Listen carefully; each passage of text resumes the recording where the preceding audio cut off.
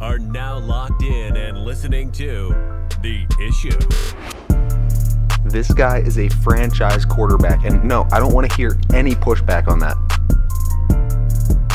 It feels like a top 10 roster to me. It feels like it can win a championship.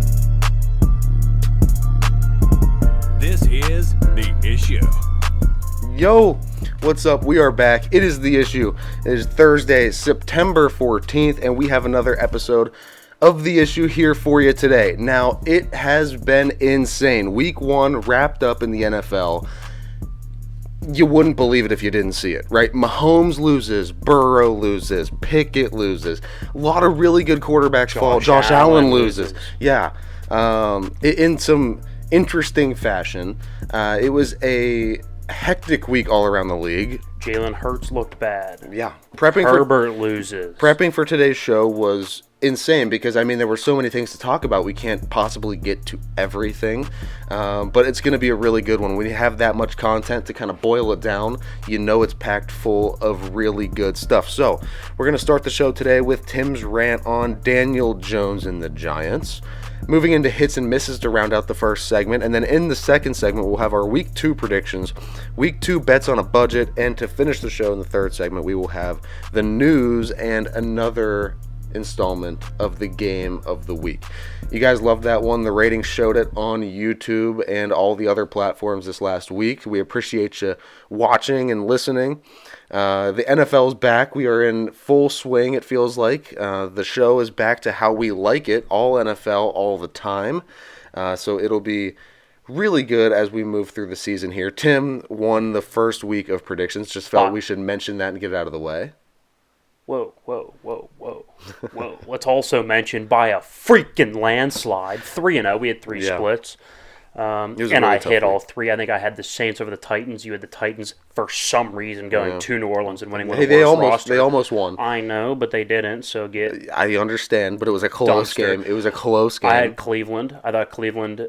First of all, they play Cincinnati tough. Cincinnati always starts slow. We'll get to that later as well. Now, for that one, I actually applaud you. Not many people saw that one. And then what else did I have? Oh, I had Green Bay. Yeah, you had Green Bay over the Bears. Tell you, and Jordan Love. I called him a couple different things. I think I said at one point the second Aaron Rodgers 2.0. Yeah. I think I at one point said Brett Favre 3.0. You know, the second coming of Aaron Rodgers. Aaron Rodgers. Yeah. Either way, it was an interesting week. I lost with the predictions, but, that's neither here nor there. We'll get back on the horse this week. But, guys, thanks for watching and listening. You can catch us on YouTube, Spotify, Apple Podcasts, iTunes, Google Podcasts. I don't know. Go check it out. iHeartRadio and the iHeartRadio app. That's the big one. That's the one we have just been put on as of last week. So this is week 2 on iHeartRadio. We appreciate the support and all you guys watching and listening. I'll tell you what, I think I'm going 18-0 this year on predictions. I'm just throwing that out there. I think it's a possibility. Much like people thought the Chiefs, like Nick Wright, who got a tattoo, saying that the Chiefs were going to go 20-0. I think the tattoo said, never a doubt, never doubting that the Chiefs were going to go 20-0. That ended fairly quickly, but I won't be getting a tattoo, but I do think, I think there's a chance that I go undefeated, just throwing that out there. So let's start with the Giants of Daniel Jones. Obviously, they get, walloped by 40 on national television. I'm not going to overreact. I don't think that their season's doomed. Do I think they can still, be competitive? Yeah. I didn't have them as a playoff team anyway, or borderline playoff team. I didn't have them as a contender anyway. I mean, 9-win team was kind of their ceiling, and I don't really think that changes. Maybe it goes down to 8 wins. I didn't have them winning that game anyway, but I didn't have them getting absolutely throttled by 40, right? That's not something that was predicted, right? If you look at them, there's a lot of things to like. Like in 2023 football, right? Offensive head coach. Good, we got that. Really, really good edge rusher, young, and we have a good guy up the middle as well. So we have 2 really nice pass rushers and one that can also stop the run in Dexter Lawrence, right? Check. Secondary is a little bit weak, but quarterback who, yes, limited, but in his prime and can move, right? You don't have to be special, but can you move a little bit? Are you good enough with some mobility in 2023? Yes, absolutely. Really good back out of the backfield, can catch the ball, can block, can run. Check. Speedster on the outside, Jalen Hyatt. Now I know he's unproven, but still has speed on the outside. Check. Right, so they have a lot of things to star left tackle Andrew Thomas that they're now paying. Check. Right, they have a lot of things that you would like in 2023 football. But I said this, I don't know, 7 starts into Daniel Jones' career. I mean, for real, pretty early in his career, even maybe when he was picked, I don't even remember that far back, but I said just be careful with average, right? We see the league now is the big swing, big miss, big swing type league, right? You take the big swing. If you miss, that's fine, but you pivot quickly, right? What you don't want to be is stuck in like this quarterback purgatory, right? Like the Raiders were in it for a while with Derek Carr, and I'm a Derek Carr fan. But how many times are you going to draft anywhere from 12 to 17, right? And just be like really, really average every year. Or like the Vikings to some extent are in this. And again, it's better than being terrible. But if being terrible can land you Caleb Williams or the Colts with Anthony Richardson, we saw him, flashes of greatness. There's an argument that would be better. And so now you get into this spot with Daniel Jones where it's like, he's really, really average. And you're like, okay, well, last time we saw him though, I mean, yes, granted they lost the playoff game. So I guess the last time we saw him win, against Minnesota, he looked really good, looked really competent. You have to remember, Minnesota's defense was awful last year. Daniel Jones had 17 touchdown passes. If you take away the 2 games against Minnesota, he had like 12. And what would that be? Like 16 games? Like that's not franchise quarterback level. And the problem is, this year right now, I have the numbers pulled up. He's making $15 million against the cap this year. It goes up to $47 million next year. Like, it doesn't, you're not going to be able to surround him with more talent. Like, this is the most talented roster that he's going to have. Now, they have a potential out after next year, but if you don't use that potential out, it's still $22 million the year after. And I know that's not that punitive, but this is the most talented roster he's going to have. And you could say, oh, you could backload some contract. Yeah, maybe. But $47 million next year, and if you move off of him after this year, it's a $70 million cap hit, dead cap hit. Right? So you're stuck with him for next year at $47 million, right? Like, so you're not going to be able to go out and acquire any more receiver talent. You're not going to be able to go out and get another corner. Like, you're not going to be able to go to get a safety. You have to hit on your draft picks, and you have to have those draft picks perform above value. Because as of right now, they're not. And you're seeing what's happening. This is the problem when you get average quarterbacks. And we saw it across the league. I'm not trying to, bang on Daniel Jones here. I guess I am, but it's not just him, right? We saw Kenny Pickett, who's, as of right now in his career, a very average quarterback. What happens when the game is sped up? You make bad decisions. Like, average quarterbacks, when the game is sped up, look like bad quarterbacks. Good and great quarterbacks are able to manage the speed of the game. Like Mahomes, no matter how much pressure you get on him, he's still going to be able to make plays. And I know he's an outlier. Tua, and I don't even like Tua, but you saw Tua under pressure, stepping up in the pocket, making plays on the move. And I don't even think Tua is that good off script. But he's able to control the pace of the game. Herbert's the same way. Josh Allen didn't do a good job on Monday. Maybe he's closer to an average quarterback than we think. But that's what happens when you have an average quarterback and the game is sped up. It's very easy to get blown out. Kenny Pickett, Daniel Jones. It's very easy to throw 3 interceptions like a Josh Allen when you're a little bit erratic. Right? So the problem isn't this year. I think they're going to be fine. Do I think they're a Super Bowl contender? No, but I never did. Like, it's not like I was like, oh, the Giants are going to the NFC Championship game. Oh, now they lost by 40, they're out. No, like, they're the same team that we thought. But again, that's the problem with Daniel Jones. He can go beat up on Minnesota. But when you're facing the contenders of the NFC, AFC, whatever, when you're facing the top, third of the league, and that game is sped up for you, Daniel Jones gets really bad really fast. And it's going to only get worse when you pay him $47 million next year. If I was the Giants, I'd look to get out of that contract by next year. I'd look to pay Saquon, backload that contract, and I would start over after next year. This year, I don't think it affects them much. Really, really big issue for next year for the Giants. Yeah, it did not look good in the slightest. And I think one of the biggest things that you mentioned is getting pressure on those guys. The two teams, so the 49ers that played Kenny Pickett, and then the Cowboys that played the Giants. Look, like, those are the best pass rushes in the NFL. They're up there. I'd say Pittsburgh's also up there. Yes. But look how Brock Purdy handled that. And we think of Brock Purdy as a fairly average quarterback. He played his ass off. Made a lot of big-time throws. It's about performing against those great teams. It's about being able to take that pressure and actually thrive with it. When you pressure Mahomes, he is pinpoint. He's significantly better against the blitz. Yeah, there are a lot of quarterbacks out there that just can't handle it, and unfortunately, I think Kenny Pickett might be one of those guys. Now, it's a little too early to call, and it is week 1, and same thing with Daniel Jones, but I mean, we've never been big fans of Daniel Jones here. He's middle of the road, very At middle best. of the road, but he's being paid like he's a top 8 quarterback, which is just absolute nonsense. Overall, horrible game from the Giants, and he needs to get that fixed quickly. Yeah, I would agree. All right, guys. Time for hits and misses, going over where we were right and wrong in the previous week. All right, hit number 1. I said Justin Fields needs to be better from the pocket. I've never doubted that he's dynamic, really good at running the football. I mean, he led them in rushing, made a ton of really nice plays to get first downs with his legs, but he completed 65% of throws, which isn't bad. You'd like it to be a little bit higher. Was really bad on third down. They were only like 3 for 13 or 3 for 12, something like that. Pass rating of, you guessed it, his career average, 78. Let me help you out. That's terrible. Yeah. That's not very good. And it's exactly what we expected. Look, do I think there's something there with Justin Fields? Absolutely. He's got a big arm. And he shows flashes of really nice throws.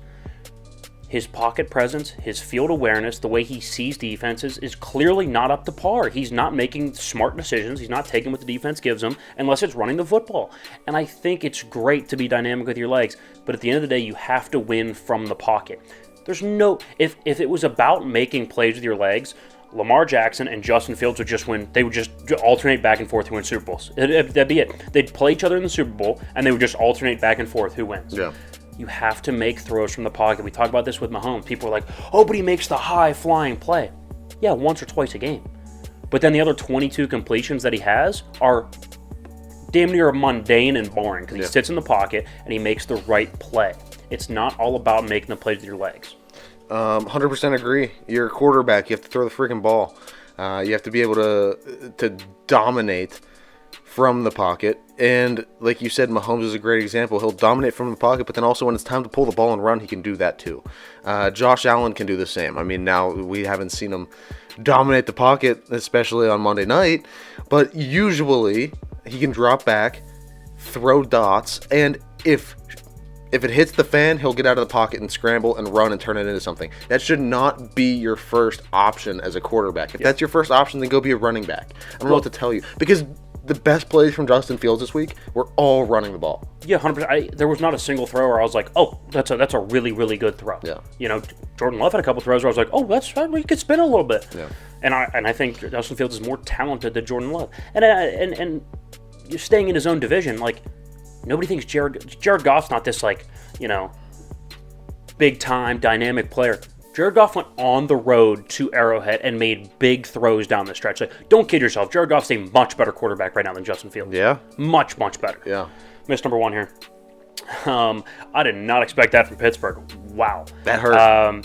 So I still got the Kenny Two Glove shirt on. I'm going to double down, and we'll get to it and predictions. I think he'll be just fine. I think he'll bounce back. I think he's going to have a really, really nice season. But good God, that was bad. That was bad on every front. I think there's a serious, really serious argument that Matt Canada needs to be gone right now. He's really bad. I mean, the play calling was... There's a clip where they run 4 verts from the 8-yard line. That is ridiculous. Like, that is unheard of bad. Yes. It's unheard of bad. So since 2021, every single team in the NFL, every single one, has had a game with over 400 yards of offense. The Steelers are the only team that haven't done that since 2021. They've only gone over 30 points twice in Matt Canada's 36 games. Yeah. So. You've brought in different players. You have... Different quarterbacks. You've changed quarterbacks. You have... Different linemen. Yeah. I mean, everything's been changed. Everything's been manipulated, moved around, and you still have the same problems. It's time to look at the guy in the room that's calling the freaking plays. He's terrible. He's god-awful. There was an article that said he might actually be up for a job, a head coaching job. That'd be worse than Nathaniel Hackett. That would be... I can't even put into words how bad Matt Canada is. He's an embarrassment to the city of Pittsburgh. He needs gone. Yep. Hit number 2. Exactly what we predicted. The Jets' O-line is really bad, and now what happens? Aaron Rodgers tears his Achilles taking a sack. on the third play from scrimmage for the New York Jets on offense. It's terrible. It's unfortunate to see her, and I guess, like, you know, gloat that we were right when Aaron's hurt. Like, I don't want Aaron to be hurt. Like, I mean, at the same time, we're also not gloating. I mean, we were saying we predicted it. Yes, I guess not gloating, but, like, I don't want to be right on this. You know, like, I don't want Aaron to be hurt. But it just goes to show bad offensive line with an aging quarterback is a disaster. Like, it is a disaster. Yeah. It is trouble waiting to happen. And Aaron takes a sack, third play from scrimmage, tears his Achilles. It's terrible for New York. Now we have to watch Zach Wilson. Yeah, now this will be something that we talk about maybe next week in a rant or something, and squeeze it in somewhere. But are the Jets going to be the same without Aaron? I don't think so. I mean, you had a Hall of Fame quarterback. They were down 13-3, though. Yes, they were. But the Bills also actually defecated on themselves. Yeah, that's true.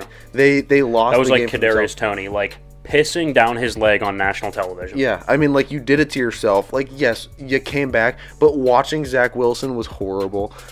He plays football like most people play Madden, where you just get the ball and just roll out. Yeah. And not even that, but he gets pressure and he'll just turn around and sprint 20 yards behind him. And then try to, like, loop around and throw the football. It looks horrible. Not a big fan, but yes, at the end of the day, we were right. We have been saying for the last, 6 to 8 weeks that, watch out, the Jets O-line is horrible and Aaron Rodgers is aging. How many hits can you take? It turns out you can take one, and it's a really bad injury. All the best for Aaron. I don't know if he comes back. I don't know what would happen. Obviously, he's out for the season. I don't know if he returns next year. I don't know what the outlook looks like. We were talking about that. Is it crazy to think he retires? Like, I don't Achilles, think so. That's a brutal 10-month recovery. And you're old, 8-month recovery. And you're older, That too. is a brutal rehab. Like, is it worth it for him? It's a brutal rehab. You're older, so things are just going to take longer to be fixed in general. And then plus you come back and what? Then you're even more injury prone. You still have a bad offensive line. I mean, offensive line will turn around like that in a season. Yeah, I agree. Side note, have we seen 3 straight NFL primetime games? Now, good games, but where people just on national television piss down their leg? Like, I've never seen 3 straight primetime games where professional athletes or professional teams just actually, like you said, just like Kadarius Toney, literally pissing on himself. Sky Moore even. Yeah, Sky Moore didn't look good, but still looked better than Kadarius Toney. The entire Giants football team forgot how to play football. And then Josh Allen. Yeah. I've never in my life seen 3 straight games where people just embarrass themselves on a national scale. It's wild. People that are supposed to be good, too. Like, people that are top half of the league. That was wild to me. Top half of the league. All right, miss number 2 here. I've been a huge Kirk Cousins defender, and statistically he played pretty well, but in the red zone when it counted, did not look good. Didn't look good in big moments against the Bucs. Actually, down the stretch, got outplayed by Baker Mayfield, which I didn't expect to happen. No. So not a good day for us as Kirk Cousins defenders. No. You never want to lose to Baker, especially when you are at home. It's just not great. Not a good scene. Especially when you have a better roster. Yeah, a better all-around roster, better coach. Like. Come on. Yeah. What are we doing? Yeah. Hit number 3 here. Cleveland beating Cincinnati. I guess is more of a hit for me. You did have Cincy. Yeah, but Cincinnati always starts slow, and the Browns have had their number. I think the Browns are 6-1 in the last 7 against the Bengals, and that's kind of what I expected. It was kind of rainy, sloppy, so I figured Nick Chubb, ball possession, Deshaun Watson won't lose the game for him, although he tried. But Cleveland ends up winning. I think it was like 24-3 against Cincinnati. Yeah, all the quarterbacks in the AFC North look pretty bad. Yeah, that's what's crazy about Kenny Pickett's game. Like, there's an argument. I guess Lamar probably had a better game, but Lamar had like 3 turnovers. Like, there is in some other stratosphere, there's an argument that Kenny Pickett had the best game of the AFC North quarterback. Seriously. Burrow looked horrible. Joe Burrow put up 3 points. Deshaun looked horrible. Deshaun looked really, really bad. Lamar turned the ball over 3 times. Like, I would probably lean Lamar because he got the win, and he at least was able to do some things with his legs. I know Deshaun got the win. You can't convince me he had a better game than Kenny Pickett. And I know Joe Burrow didn't. So, it's not crazy. It's not crazy to say he didn't have the worst game. The entire AFC North just decided to take a slow start, I guess. Pissed down their leg. All right, miss number 3 here. I didn't expect the Seahawks to look that bad. Now, I know a lot of people had them winning the division, which I thought was kind of crazy. Like, I think they're good. I don't think they're that good. But we did know that the Rams, the whole they're tanking, that we knew that was BS. Coach quarterback. Man. Coach quarterback league, you have McVay and Stafford, you have a chance. I didn't expect it to look that good, and I didn't expect the Seahawks to look that bad. I mean, they got ran all over. Geno was not hitting any of the open guys. Maybe you start to think, was last year a fluke for Geno? Can they turn it around? I don't know. I did not expect that, though. No, that hurt on my bet slip, too. I had Seattle winning that game. Did not think they'd lose by 17 at home to the Rams. Did not think that was going to happen. But at the end of the day, I mean, it's Rams. It's the Sean McVay show. Sean McVay, Matt Stafford. He's going to be able to orchestrate a lot of things, and get things going in the right direction for them. So I guess no shock there, but kind of a little bit. Just didn't expect him to bounce back that quick after a horrible season last year. Maybe a win, but I didn't expect on the road win by 17 and just dominate the football. Really good running game. That was unexpected. That was unexpected. Hey, look, Stafford with time is still dynamic. He's a top 7 guy in the league with time. He's really good, really good. And they didn't even have Cooper Kupp, so. Guys, that is pretty much the entire wrap-up of Week 1 of the NFL, all the notable things that you need to remember from Week 1. Felt great to watch everything unfold on NFL Red Zone with Scott Hansen. I missed that. Forgot how much I missed that. But stick around. Second segment's going to be good. We are looking into the future once again. Week 2 predictions and bets on a budget coming at you next.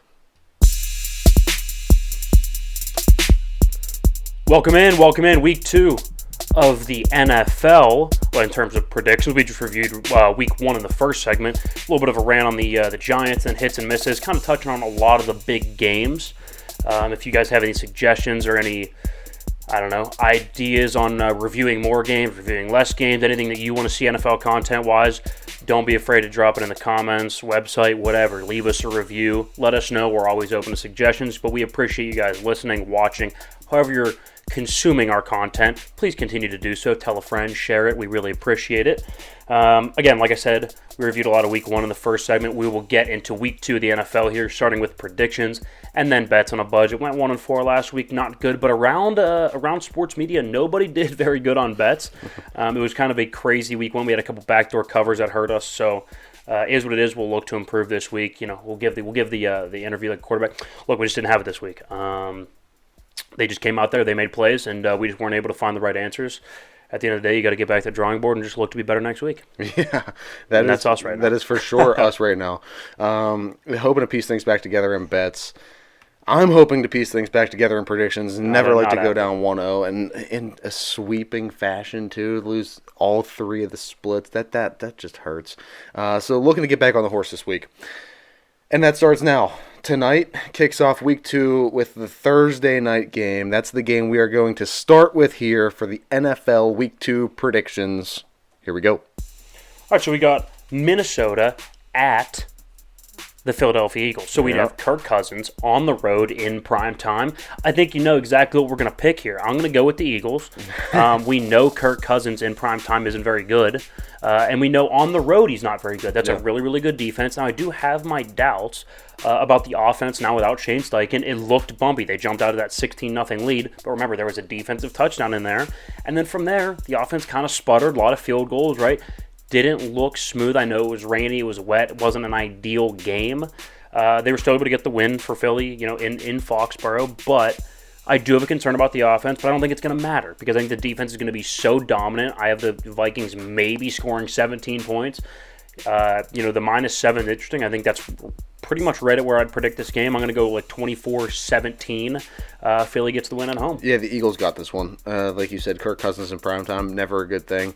We saw how he played this last week, and if that's how he's going to play against Baker Mayfield, I have no faith in him playing well against the Eagles and Jalen Hurts. I think the Eagles are one of the best teams in the NFC. I think it's going to be really interesting to watch them battle it out with the 49ers eventually. The front 7 is elite. There's no question there. The Eagles are going to get after Kirk Cousins all night long. It's going to be a rough Thursday for Kirk. I got the Eagles. All right, good. Let's go to our first split of the week. The Indianapolis Colts traveling to Houston to face the Texans. I'm going to go ahead and take the home Texans. They are actually they're actually 1-point underdogs to the Colts at home.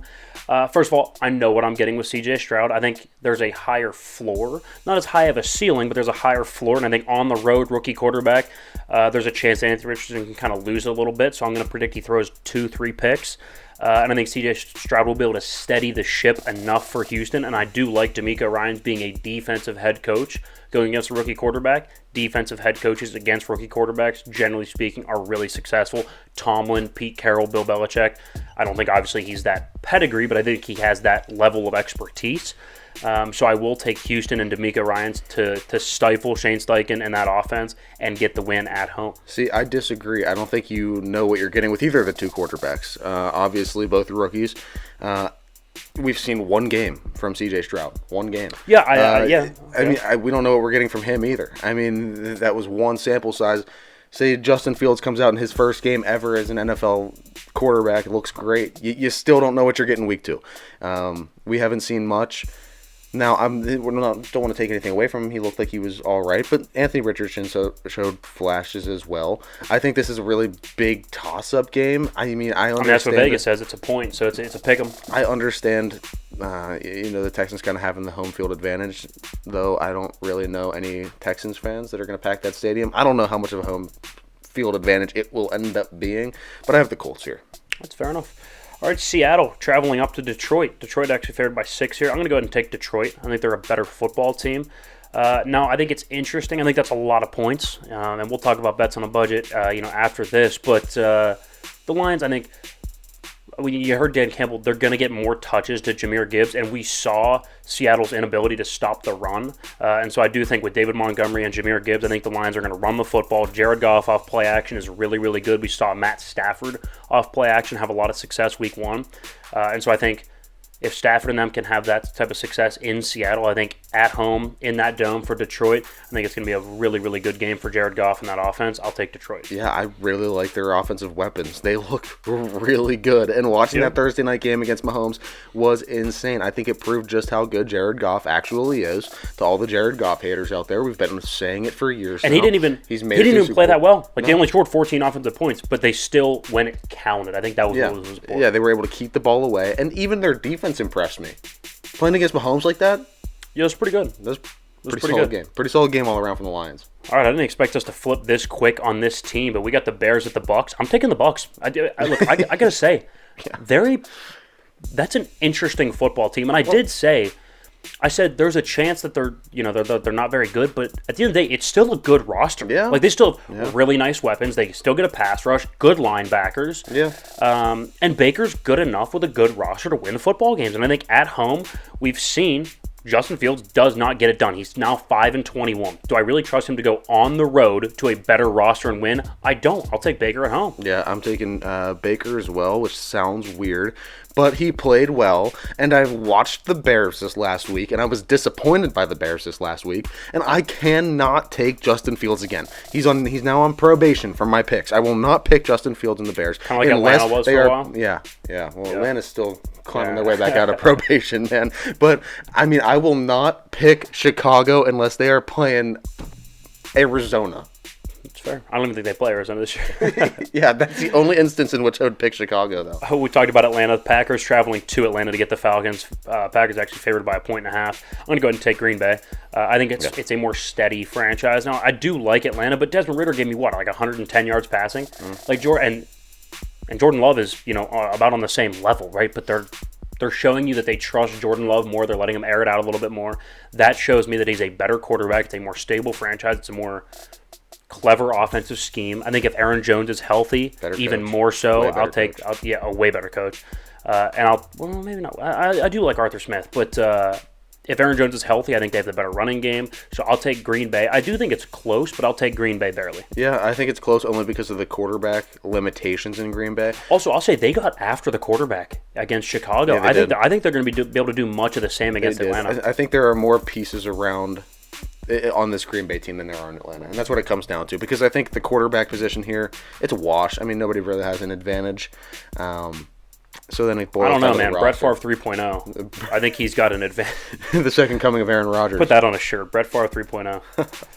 All right, Ravens traveling to Cincinnati to get the Bengals. You're going to go ahead and take The Ravens. the Ravens. I'll go ahead and take the Bengals. I think Joe Burrow and company bounces back.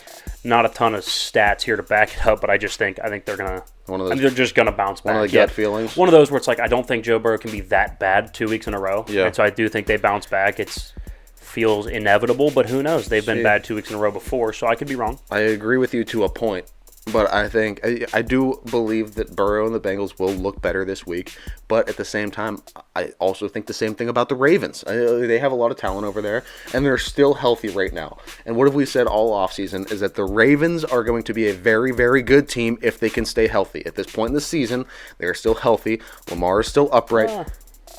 To an extent. So J.K. Dobbins tears his Achilles. Ronnie Stanley, the left tackle, leaves the game. Tyler Linderbaum, their center, leaves the game. So yeah, I think they're all expected to play, but like except J.K. Dobbins. Well, yeah, J.K. Dobbins is out. But the ones that left the game, are expected to return this coming week again, except for J.K. Dobbins. But I don't know. But I don't think it matters too much in the run game in Baltimore. You have Lamar. Yeah, we'll see. Chiefs traveling to Jacksonville. They get the Jags. I think we both expect the Chiefs to bounce back and go ahead and win this game. Yeah. And, preseason we were talking about this game. We said the Jags are going to be a really good football team. I don't think they're prepared to beat the Chiefs yet, though. Yeah. Like, I think that might be a bridge too far. So I'll take Kansas City. And again, first of all, Mahomes and Reed don't lose in September. Do we really think they're going to lose the first 2 games and then lose? They're not losing 2 games in September this year. Especially not back to back. That's not going to happen. No, I don't think so either. I'll take the Chiefs. Yeah, I agree. I didn't think the Lions were ready to beat them yet either, but they were. So I don't know. Yeah, we'll see. Chargers at the Titans. Chargers. All day. There's not a ton to say there. The Chargers are a much better football team. Yeah, I guess on the road, the Titans could possession their way to a victory, right? Run Derrick Henry, ball control their way to a win, but I don't see that happening. I think Herbert is going to be dynamic enough to get a win. Yeah, I agree. Raiders at the Bills. We're both going to go ahead and take the Bills at home. Look, I know the Raiders won on the road last week, but they're not going to Buffalo and winning. No. Also, they don't have a very good defense, so I do expect Josh Allen to bounce back. Yeah, I agree. This is going to be the week of bounce backs for good quarterbacks that played I think so. Absolute shit last week. Yeah, I think so. Niners at the Rams. I'll go ahead and take the Niners. Now, this is again, we'll talk about bets. I think this game is going to be close. I think the Rams are going to be able to run the football, but I do expect the Niners to win the game. And also, the whole home field advantage doesn't matter. It will be 50-50 split Niners and Rams fans. Yeah, I was really back and forth to this game. Yeah. I could see it going a multitude of ways, but I think overall, the pass rush, the Niners have a game, much better roster. The weapons. Much better roster. Brock Purdy's playing his ass off. Yeah, I'll take much better roster. Yeah. Giants at the Cardinals. I actually consider taking the Cardinals, but I do think the Giants, again, bounce back. Offensive coach. There's no way they get embarrassed 2 weeks in a row. I just can't see that happening with Brian Dable at the helm. They're going to be able to run the football against Arizona, and with a run game, off-play action, Daniel Jones can be very effective. I think he will be. I think they beat the Cardinals. Yeah, Daniel Jones and the Giants rolling this one. Yeah. Jets at Cowboys. Look, Zach Wilson's not going to Dallas and winning. No shot. Next. Cowboys win. Yeah. Commanders at the Broncos. I almost took the Commanders. I do think they have a chance. But again, good coach off a loss. Sean Payton off a loss. Really good coaches do not get embarrassed twice. Just almost never happens. I'll take Sean Payton and Russell Wilson to bounce back and win at home against the Commanders. Yeah, I think this is a mismatch too. I think the Broncos have a lot of weapons that the Commanders are just not ready to defend. Yeah. And Russell Wilson should be playing better. Yeah, I think Javonte Williams is going to have a big day at back. 3 more games here. The Sunday night game, the Dolphins at the Patriots. Now, I considered taking New England. Their defense looked really, really good, for the last 3 quarters of that football game. They did, but... And Mac Jones looked a lot better with Bill O'Brien. But with that being said, the Dolphins just have too much firepower. I'll take Tyreek Hill and then Tua to win all day. Yeah, that offense in Miami is special. I think that's one of the things that we were able to see this week. That was wild. And I have Tyreek Hill on my fantasy team. Yeah, how big was that? He 45.5 points. Huge. Up there, 50 points. Huge. Insane. Love to see it. Saints at the Panthers on Monday Night Football. We have 2 Monday Night Football games this week. Saints at Panthers. We'll both go ahead and take the Saints. Better overall roster. And I don't like Bryce Young at all, man. You don't like Bryce Young. I do think eventually he'll be okay. I'm not sure that he'll ever be great. I think he'll be okay eventually, but not week 2. I just don't see it. Prime time game, I'll go ahead and take the more experienced quarterback. Yeah, I'm going Saints. Yeah. I'm going Saints. Browns at Steelers, our third and final split of the week. Unfortunately, I do think Kenny's going to have a really nice game, but I'll go ahead and take the Browns. I just worry. Steelers have no run defense, none whatsoever. Christian McCaffrey and company, who that offensive line is not very good in San Francisco, and they gashed them for like almost 200 yards on the ground. What is Nick Chubb going to do? That's my concern. I think the Browns run all over Pittsburgh. I think Kenny Pickett's only going to have the ball for like 25 minutes of this game. Ball possession, ball control. I think the Browns are going to win in an ugly one. I'll go like 20-17. Yeah. I'm going Pittsburgh. Don't feel great about it. Don't have too much to stand on here. But what I can say is that the Steelers always dominate the Browns somehow, some way. Death taxes and the Steelers beating the Browns? Yeah, they will find a way to do it. I think Kenny Pickett can't be nearly as bad as he was last week. And I think the weapons will be improved in Pittsburgh. I mean, we've been waiting all offseason for it. They've shown promise. And I think on paper, it's one of the best weapons rooms around the AFC. I'd argue top 5. So I'm riding on that. Week 1, things can get off to a bumpy start. You see the actual, first string reps from the other team the entire game. Takes a little bit to get rolling. The Bengals started slow on their Super Bowl season. I'm not saying the Steelers are going to the Super Bowl by any means. It's possible. But I think it's something to look at, and don't be turned off by a slow start in Pittsburgh. That's fair. I got the Steelers over the Browns. I hope I'm wrong there. I hope I only go 2-1 in predictions this week. I hope you're wrong too. Except I hope you go 1-2 in predictions this week. Oh yeah. See, okay. a little prediction battle going enough. on. All right, guys. Those are the Week 2 NFL predictions. Now it is time to get into bets on a budget. We got 5 this week. Let's get it. All right, guys. Let's go. Let's redeem ourselves from last week again. Little 1-4 rough start. We will dig ourselves out of that hole, and it starts right now. We're going to start with Seattle +6 at Detroit. I know Seattle didn't look good week 1. I know Detroit goes into Arrowhead and upsets them. That does not mean Detroit is 6 points better than Seattle. No. That's a lot of points. And look, at the end of the day, Detroit's defense, yes, they played well, but I think over the course of a season, we don't expect them to be that dominant.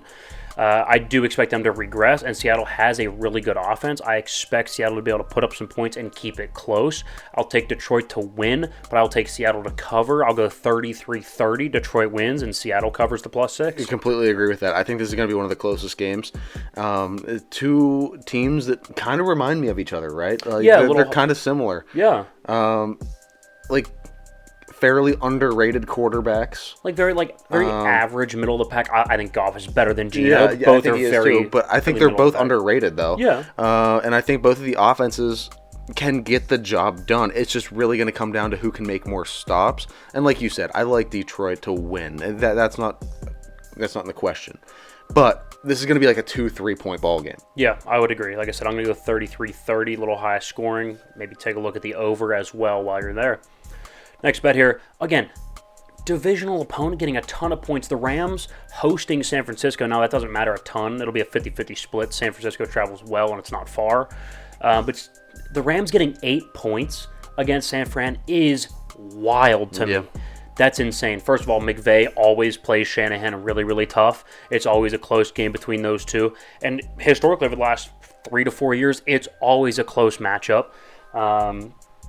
And let's be real, the Rams are a good football team that people have undervalued all offseason. Stafford's going to have time to throw. Stafford's going to make a lot of really, really nice throws. They're going to be able to run the football.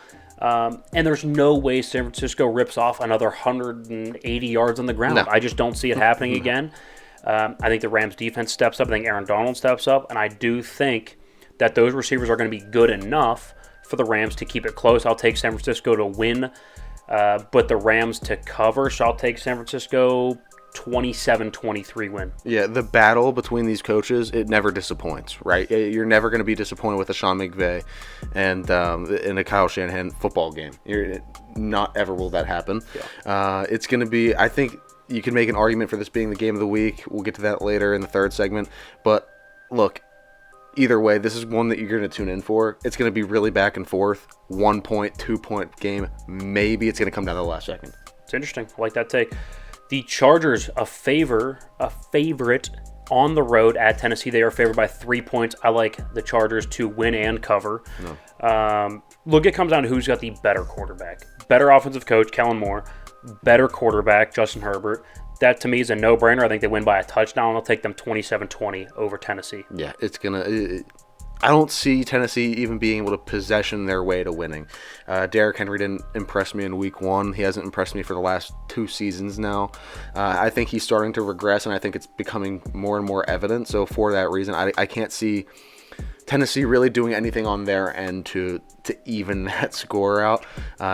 This has blowout potential written all over it. Also, one of the things that shouldn't be overlooked is that Tennessee's secondary is really, really weak. And so I think Justin Herbert against that secondary, also take a look at Justin Herbert over on his yards for prop bets. Yeah. Washington at Denver. So this one is purely based on the fact that we're getting the hook at plus 3.5 with Washington, right? So teams that get the hook on the road, generally speaking, cover that spread.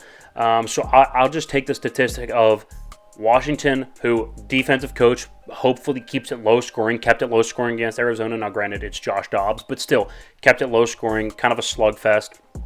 And neither team has a dynamic quarterback, so it's going to be a lower scoring game. In low scoring games, if I'm getting 3.5, I'm getting the hook, I'm always going to take that. So I'll take Washington at Denver plus 3.5. I think Denver wins and covers. I think Denver wins, but Washington covers. I'll take Denver like 18-15 weird score. I'll take Denver to win again, but Washington to cover. Yeah, this is one of the scary bets for me. I think this one. Yeah, this one's the one I feel not very good about. But again, it's the statistical bet, you know. Yeah, definitely riding statistics hard on this one. But if it hits, it hits. This is kind of our reach. I just don't feel comfortable betting on Denver ever or Washington, either of those two teams. I don't feel comfortable betting for or against either one of these teams. Yeah, would it surprise you if Sean Payton and Russell Wilson came out and hung 40? No. Exactly. And it also wouldn't shock me if they came out and got shut down. Exactly. If they put up 10 points and they lose 13-10, right? So that's my thing. Like, I don't know. This is an upset alert for Denver, but I do think they barely win, but I do think Washington will cover that 3.5, getting the hook. See, I like to bet on, like, consistency and consistent teams, and neither of these two teams are consistent. Yeah. That's what makes it tough. So that's why NFL is so hard to bet on. Yeah. All right, Miami. I guess this is kind of a reverse hook. They're favored by 2.5, right? So they can win by a field goal and cover the spread, and they're at New England. And I do like them to win by exactly that. I think they win by a field goal because I do think New England's defense is good enough to keep it low scoring, keep it close. Oh, okay. And I don't think Mac Jones in that offense is dynamic enough to win. I'll take Miami 23-20. I do think they win. They've been really, really good against New England over the last half decade. Even Brian Flores had success, and he, obviously gets fired. Wasn't a very good offensive coach. Even him and Ryan Fitzpatrick had success at New England. I'll take Tua and Mike McDaniels to win and cover the 2.5. I am predicting a divisional blowout in the AFC East. I think the Dolphins are. I think the Dolphins are going to absolutely dismember the Patriots. I think that offense is so high flying right now.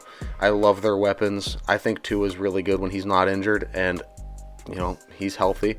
Look, I like Bill Belichick in the defense usually, but I think this offense just has too much to focus on. Like, you can't shut down one piece, right? You shut down Tyreek, fine, Jalen Waddle's open, right? Like, and their running game is really solid. And their running game is amazing. So, like, there are just so many different. I think this is Miami's year to really come out, kind of shock the NFL a little bit, shock the world, and I think it starts here. I think it starts with them putting the boot right in the ass of the Patriots and saying, here we go. This is what the AFC East is going to look like for you this year. Figure it out, Bill. Yeah, so I guess we both have them covering the 2.5. Yeah. Just in different fashions. I think it's going to be a little bit lower scoring, a little bit of a tighter game. You have them, again, blowing out the Patriots. But that rounds out our bets on a budget, looking to rebound. I feel really strong about these bets. Seattle +6 at Detroit. The Rams +8 versus San Francisco. The Chargers favored by 3 at Tennessee. Washington covering the 3.5, getting the hook at Denver. And Miami -2.5 at New England, winning by a field goal or, in his eyes, blowing out the Patriots. Yeah. But either way, those are our bets on a budget, guys. Don't go anywhere. When we come back in the third segment, we'll have some sports news to kind of talk about some of the other topics that we haven't gotten to yet. And then, of course, finishing out with the game of the week. You guys like that last week. We will make that a staple, and it continues this week, guys. Don't go anywhere. Here we go. Third segment on Thursday, September 14th, episode 203 for those who are keeping count. This is the issue. a pretty good third segment here for you. We're real excited about that last little segment, I guess, bit within the segment that we have, the game of the week. It was my favorite last week. Got a ton of good reviews. A ton of people liked it, watched it, and shared it before the game. Obviously, we were completely wrong. We're going for hopefully a better trend here. We had Pittsburgh and the 49ers as our game of the week last week. Tough one to have. That was not a very entertaining game at all. No, tough one. Tough break for us, but like in predictions and bets on a budget, we're hoping to get back on the horse here. Should be a pretty good third segment. We're going to start off with the news, but if you haven't yet, go check out theissuesports.com. We got a lot of good merch. Tim and I are both wearing it today. I have the Pick It to Pickens shirt. Tim's got the Kenny 2 gloves. There's a Watt Wrecking Crew, a Stairway to 7, bunch of good Pittsburgh Steelers merch. So hopefully they turn it around, and when they do, you'll have some good merchandise to rock at the tailgates, watch parties, whatever it is that you do on Sundays. Go check it out, theissuesports.com. Let's get into the news. Story number one here. Deion Sanders and company with a throttling of Nebraska. I think it was like 34-16 and didn't feel that close. I've got to say, I don't think in the trenches they're built to be able to beat, the upper echelon of Power 5 teams. Definitely not. I don't think so. In their own conference, I don't think they compete with Oregon. I don't think they compete with Utah. I don't think they compete with USC. Oregon State would be a maybe for me. I think that'd be a toss-up game. But on the edges and at quarterback, they are as good as anybody in the country. Travis Hunter, Dylan Edwards. Shedeur Sanders is a legit first-round quarterback. The accuracy, the mobility, he spins a beautiful ball. And I love watching college football because the white stripe. I don't know if that's why I don't know if that's why it looks like it or not, but he throws a beautiful football. Yeah. And so, look, I don't know what their ceiling is because, again, in the trenches, they're not very good. But on the outside and at quarterback, they can hang with anybody, which is going to keep them in almost every football game they play. Yeah. I'm shocked. I'm surprised. They've been able to perform well and above expectations. Yeah. I think everything is to be said about Deion Sanders. He has that team playing really good football. And I think the more impressive part is the turnaround, the flip from what they were. How fast it was. You never see that. Yeah. You never see that. And I think a lot of that can be contributed to NILs too. Just Transfer being portal, able to, NIL, yeah. Everything has been so active. This is college football like we've never seen it before. Right? This is college basketball type stuff. Yeah, I would agree. Yeah, it does feel more like college basketball being able to turn a program around.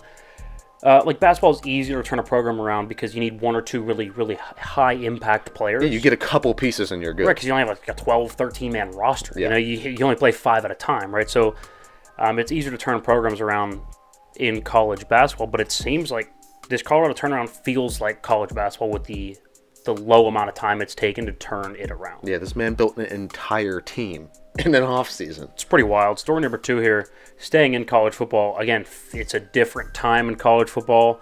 It's an interesting season, and that continues with Texas beating Alabama on the road. Tides are shifting. First of all, beating a top 5 opponent on the road almost never happens. It's like the last 100 or 2 in 98 or something like that. It's wild. Yeah. It just doesn't happen often. And so for Texas to be able to go into Tuscaloosa and win by double digits, to win by 10, is wild. Yeah, I know Bama doesn't have an NFL quarterback, and Texas probably does. Now, I'm not a huge Quinn Ewers fan, but he'll play on Sundays.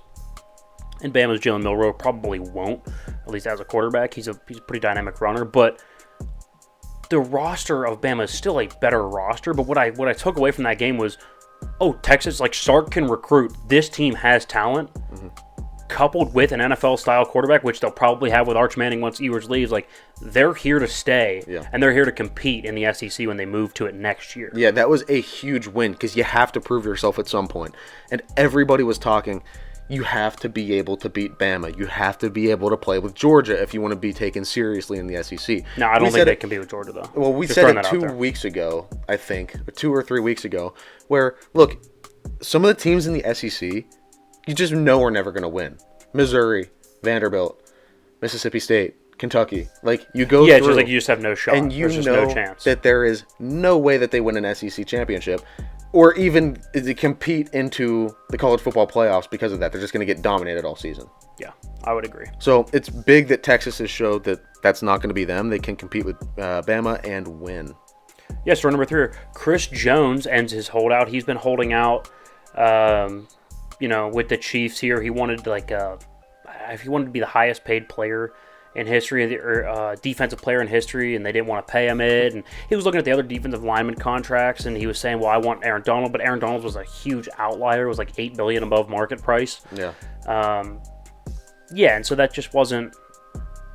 He wanted more, but that wasn't really feasible. But he ends up signing a 1-year deal worth up to $25 million. So he's going to make more in 1 year. It's an extension, so he's got like 2 years left on his current deal. So it's an extension. Yeah.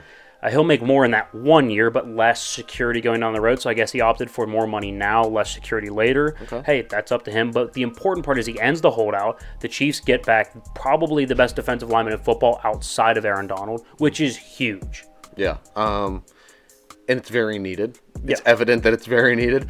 Watching that game on Thursday, you need somebody to be able to stop that run. Like, I understand the Lions have a really good 1-2 punch to throw. Well, and they have a good offensive line as well. Yes, but you have to be able to have a guy up there that's going to be able to plug up some of that. Yeah. Because that's my concern with Pittsburgh this week, right? Like, you need to be able to stop the run first. Yeah, and the thing that's scary is Pittsburgh has a great front four. So, yeah, and they still can't stop the run. No, so that's concerning. But either way, Chris Jones re-signing with the Chiefs, big for Kansas City, very needed as well.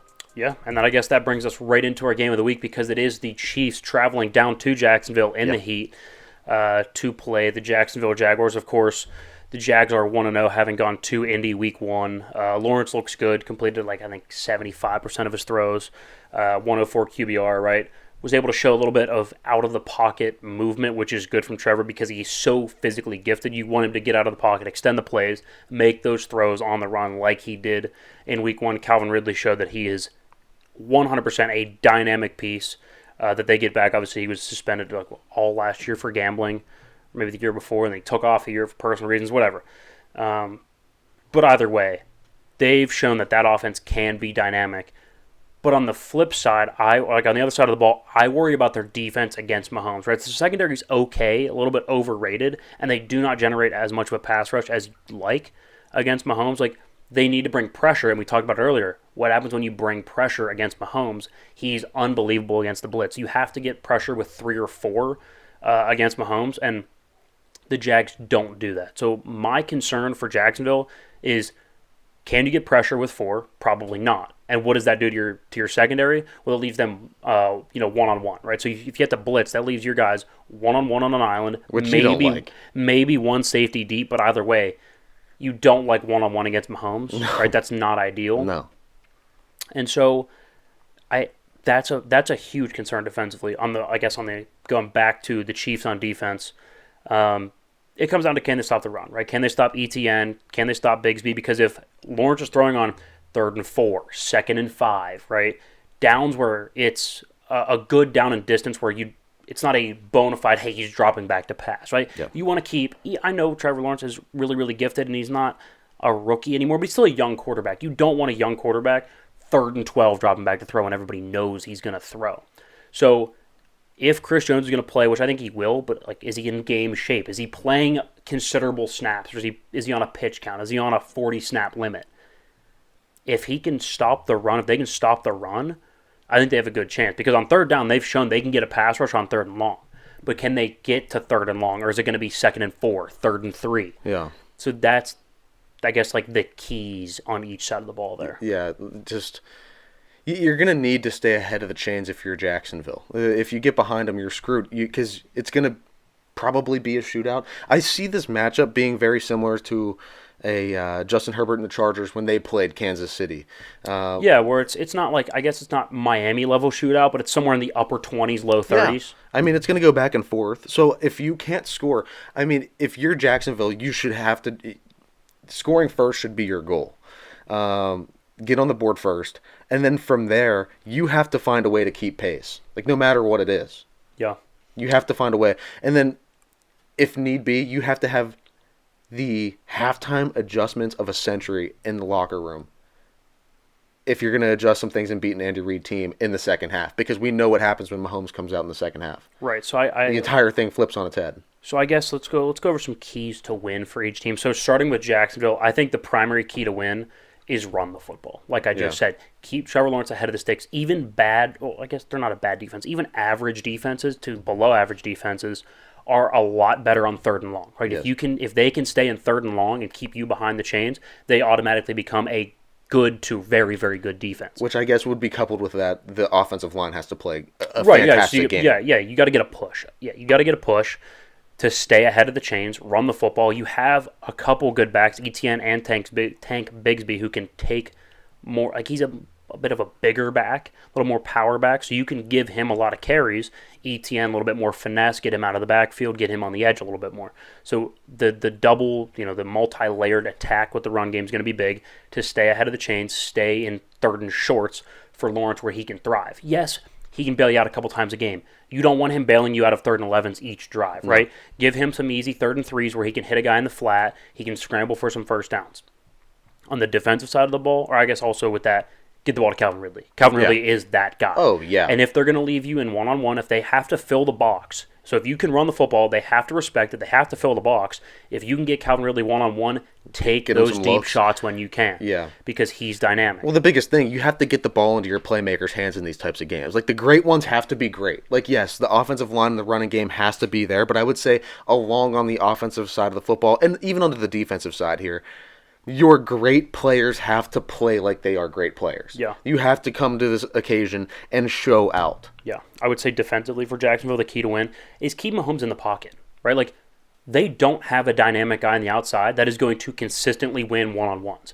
Yes, they will occasionally. Every receiver is going to occasionally win a one-on-one, right? Kadarius Toney's shifty, Sky Moore can get open. Who knows if Kelsey plays, but they have decent enough corners, and the Chiefs don't have great wide receivers that if you can keep Mahomes in the pocket and limit that play to 3 or 4 seconds as opposed to 9 or 10 when he's scrambling, that's what you want. That is huge. So if you can keep him in the pocket, you have a chance. For the Chiefs, key to win, stop the run. You have to stop the run. Yeah. And catch the freaking football? We'll catch the ball. And I was going to say, get tight ends involved, whether it's Kelsey or not. I do like their backup tight ends. Get them more involved in the game. You have to have a layer down the seam like Kelsey provides, whether it's him or not. I know you're never going to replace him, but you have to at least have somebody that can get up the seam like Kelsey and use that to your advantage. They did not use the tight end to their advantage in week 1. Yeah, they did not.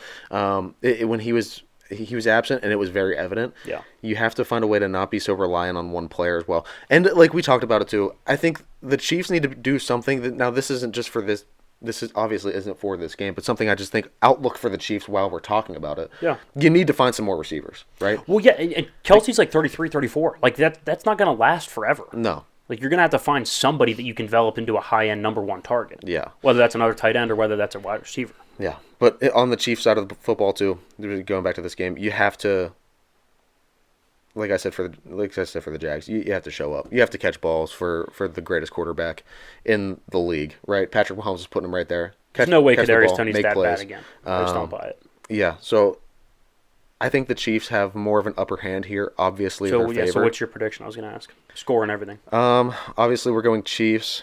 I do see it being higher scoring because at the end of the day, I think both offenses are really good, and the Chiefs' defense has been historically middle of the road.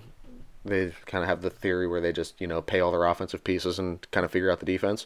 It's interesting. It's been working. So I'm going to say it's going to be close. 33, say 33-31 Chiefs. Ooh, interesting. I'm going to go 2-point game. I'm going to go 28-27 Chiefs, very close. I think at the end of the day, Lawrence is going to make one more mistake than Mahomes. I like it. Slightly younger. They're going to force him into one more mistake than needed, and that'll be the difference. So I'll take Mahomes barely and the Chiefs. I like it. Guys, that was our second edition of our game of the week here at The Issue. That time, Chiefs and Jags. Going to be a great week 2 matchup and a great week 2 of NFL football all together. So, guys, that's all we have for you today. Thank you so much for watching the show. Make sure you go check out theissuesports.com, everything we got going over there.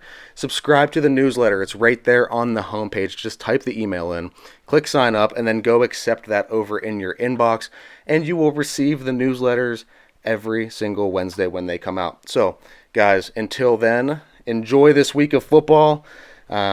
Savor in it. The NFL is here for 18 weeks, and we are already on to week 2.